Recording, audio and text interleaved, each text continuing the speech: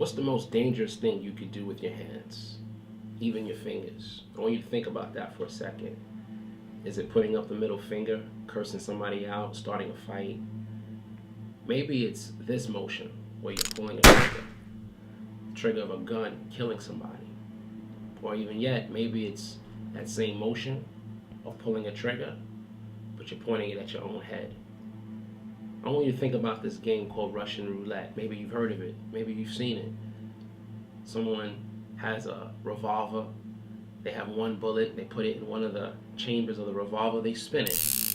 And it's supposed to give you a high because you don't know if when you pull that trigger, it's going to be that time that that bullet is released, ending your life.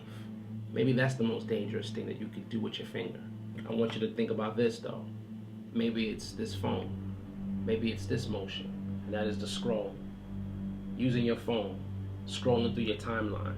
You never know what's on the other side of that scroll. I'm here to tell you that this motion, this movement that you do with your hand almost every single day is probably the most dangerous thing that you can do. I see it as the same as Russian roulette. Because here's the thing I want you to think about. What's on the other side of that scroll is going to make you feel a certain way. It's going to inject a certain thought into your mind. It's going to inject a certain emotion in your heart. It's going to perhaps even change the course of your day. And right now, everybody's on social media, including myself. So I'm not here to tell you to get off social media. But what I am here to tell you is that maybe we should be more careful, because if we know that on the other side of that scroll, there's a emotion that we're going to be embracing, there's a thought we're going to be embracing, there's a fear that we might be embracing, shouldn't we be a little bit more careful with what's on our timeline? And so here's the question. How do we protect ourselves? Do we live a life of just going from one extreme to the next, one emotion to the next, one thought to the next, like literally in a matter of 2 minutes, we have like an array of feelings and thoughts and beliefs? Or is there a place where we can control that and allow our hearts to be protected, where we aim to feel and think a certain way? So that's why I really want to let you know that your heart is precious, your emotions are precious, your thoughts, they're all precious, and you need to guard it. So here's my challenge to you.